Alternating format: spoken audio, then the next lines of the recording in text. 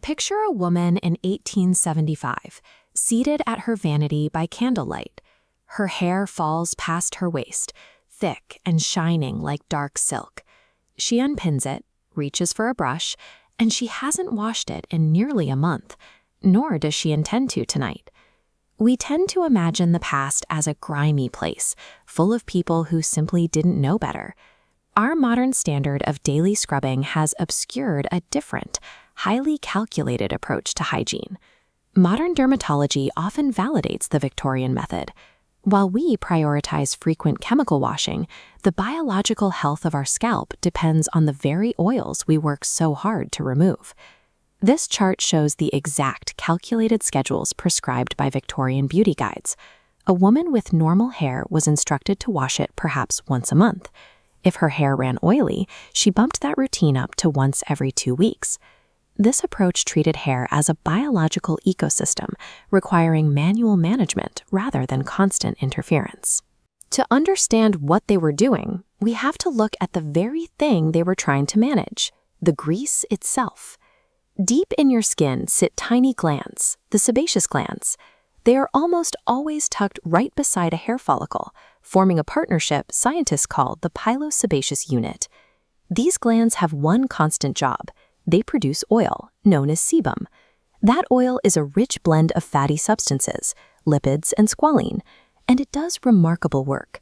It seals moisture into the hair strand so it doesn't turn brittle, and it forms an acidic antimicrobial shield against the outside world.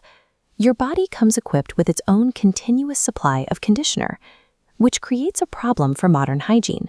When you lather up with strong detergents every single morning, you aggressively strip away that protective film. You disturb a finely tuned environment.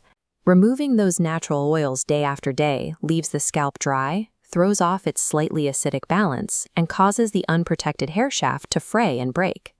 The Victorians arrived at these conclusions through pure observation. They noticed that scrubbing hair too often made it frizzy and prone to falling out, so they developed methods to preserve and utilize the oil instead. But working with the oil poses a physical challenge, especially if your hair falls to your waist. Gravity and length conspire against you. The thick sebum sits heavily at the roots, pooling on the scalp, while the very tips remain parched and dry. The legendary routine of 100 strokes a night provided the mechanical solution to this problem. They used brushes made of stiff boar bristles. Because those bristles are made of keratin, the exact same biological material as human hair, they possess a unique ability to naturally grip human sebum. As the brush travels from root to tip, it lifts that pooled oil off the scalp and carries it down to the thirsty ends.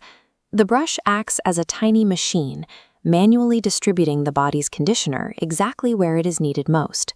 At the same time, the friction from the stiff bristles presses the outer layer of the hair flat. A smooth surface reflects light evenly, creating that liquid gleam seen in historical portraits. This routine also fit the harsh physical reality of the 19th century. Clean water had to be hauled by hand, heated over a coal fire, and poured out slowly. Washing floor-length hair was a massive labor undertaking, making frequent water-based cleaning physically prohibitive. To stay fresh between those rare washes, women reached for fine powders like rice starch or simple baking flour. They worked the powder into their roots to drink up the excess oil, then brushed it out again. These nightly rituals served as a manual substitute for the indoor plumbing and liquid soaps that characterize the modern world. But observation has its limits. We have to ask what actually happens on a microscopic level when human oil is left to sit on the scalp for 30 days. This diagram reveals the chemistry of decay. When hair goes unwashed, fresh sebum breaks down, converting triglycerides into free fatty acids. This buildup causes the scalp to itch and turn red. Worse, the decaying sebum feeds skin microbes, causing conditions like dandruff. Dry powders and a boar-bristle brush could only do so much. A full month without water pushed the scalp's delicate ecosystem well past its breaking point for almost everyone. Both historical and modern routines contain significant errors. While we struggle with daily chemical stripping, the Victorian era faced the biological consequence of prolonged bacterial accumulation. The healthiest approach lies in the middle ground.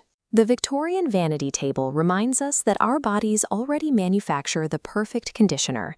Our hair is an ecosystem, and our goal is to respect and manage that gift rather than constantly scrubbing it away.